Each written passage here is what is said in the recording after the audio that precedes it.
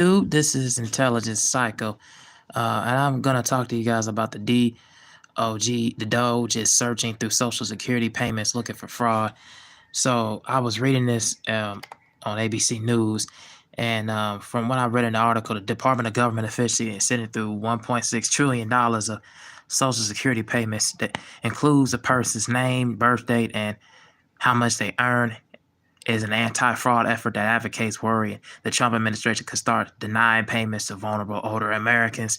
Details on this effort were confirmed in a recent letter to Congress by acting the Social Security Administration lead Dudek and by several sources familiar with the project. In addition, combining this through sensitive data, Department of Government Efficiency staffers through also have been inquiring about Social Security Administration telephone service. Sources told ABC News, which significant portion of beneficiaries used to file initial claims. DOJ's inquiries about the telephone service have raised concerns that it may be planning either to replace the telephone service with private call centers or eliminating it as an option for filing claims. Sources have said any American receiving Social Security benefits will continue to receive them. The sole mission of the DOGE is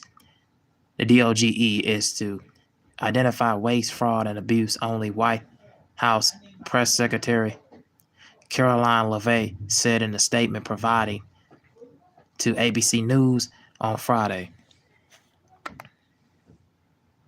President Donald Trump and Elon Musk both alluded to the anti-fraud project in recent public statements, claiming to already found examples of rampant abuse.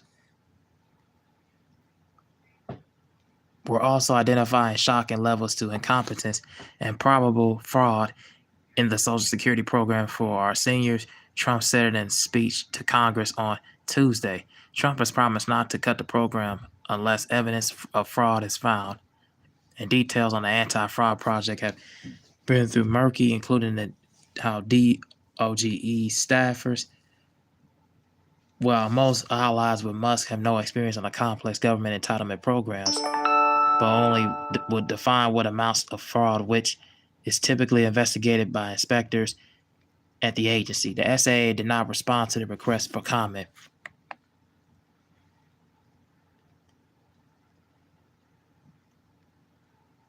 Department of Government Efficiency repeatedly demonstrated a lack of understanding of what the data they are assessing actually what it means and whether it in fact represents fraud, said the Glenn Overman, and a senior advisor of the U.S. Digital Service during the Biden administration. Overman, the executive director of Beak Center for Social Impact plus Innovation for Georgetown University, said she was worried about wrongful fraud accusations will eliminate a crucial financial lifeline for the elderly, disabled people, and children who have lost a parent.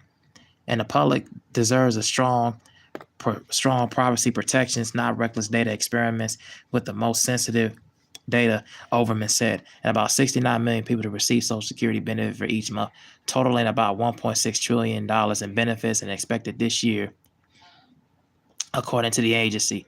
And Dudek, the acting Social Security administrator, has defended the effort in private communications and legal and necessary. Several sources told ABC News.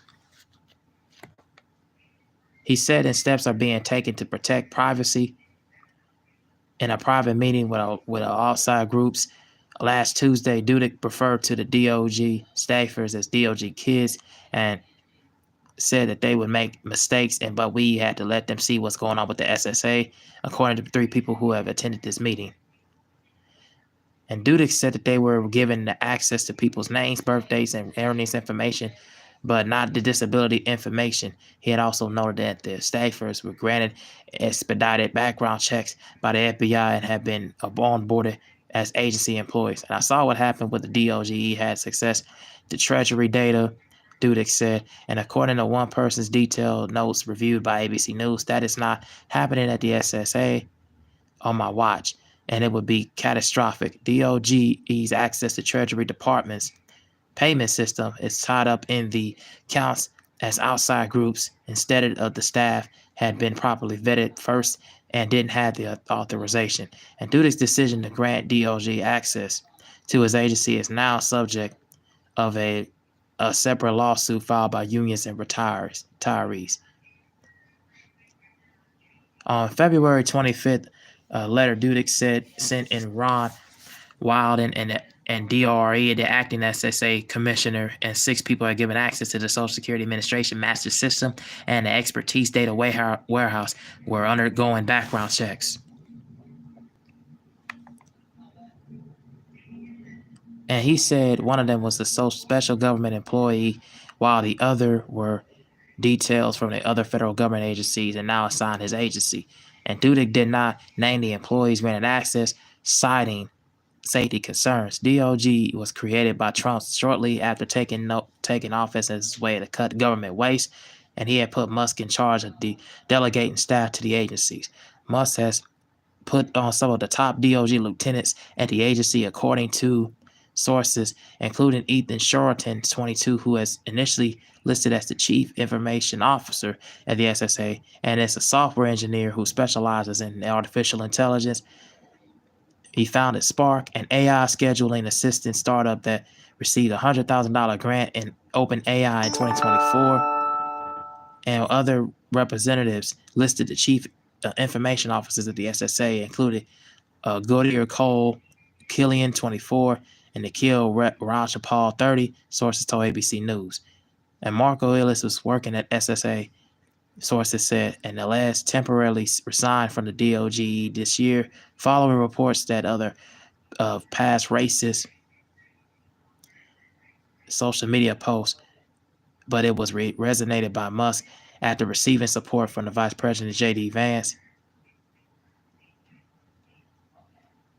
amongst others. And according to court documents, Ellis was amongst those granted access to sensitive taxpayer information at the Treasury Department earlier this year. And it was not immediately clear after Sheraton, Killian, and Rajapal and Ellis were among those access to the SSA system.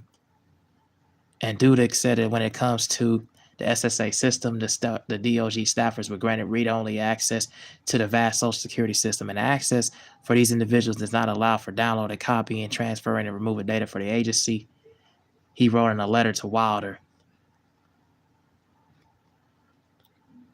And concerns that might mistake legitimate payments for fraudulent as evident this week when Trump declared in his first speech to Congress that there were millions of dead people still collecting Social Security checks, but that is inaccurate. According to the 2023 report by SSA Inspector in General, there are millions of people older than 100, included in a separate master death file, but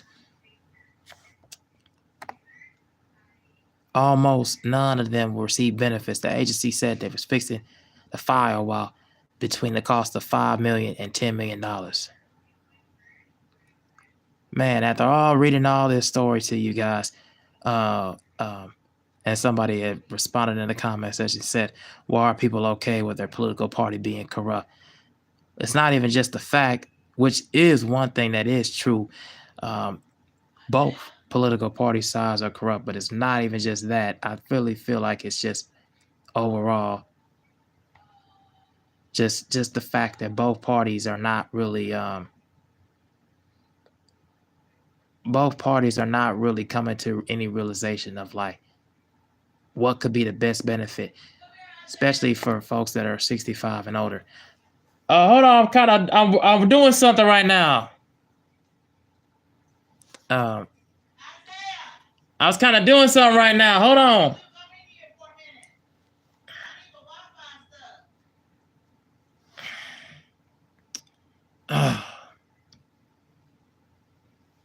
I'm gonna leave this brief and short, guys. Both political parties, not even just being corrupt, responding to this. It's just basically both parties have their own set of ideologies and own set of morals, compass, and then also cutting the SSA, services and sources and stuff like that. It's not a good look for the economy, and it's not a good look for folks that are, middle-aged, 55 and older. and even in their early 60s and older, because they're not going to have anything else to fall back on. But that's all I got to say in this commentary right now. But let me let you guys let you guys know what you think about it down in the comment section. I will talk to you guys in the next live.